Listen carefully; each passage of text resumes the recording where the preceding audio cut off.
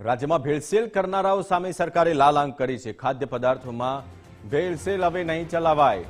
ભેળસેળ પકડાશે તો જિલ્લા અધિકારીઓ જવાબદાર રહેશે।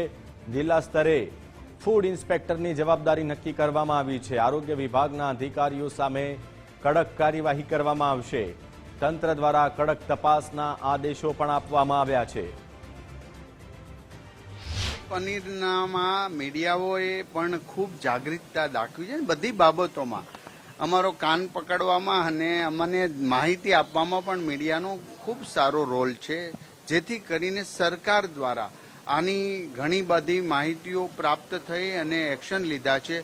18 જેટલા એકમોને સીલ કરી દેવામાં આવ્યા છે અને સતત ને સતત અમારા આરોગ્યની ટીમ જે 32 વાનમાંથી અત્યારે 22 વાન ઓન રોડ પર છે, જેમાં નાની એવી લેબોરેટરી છે।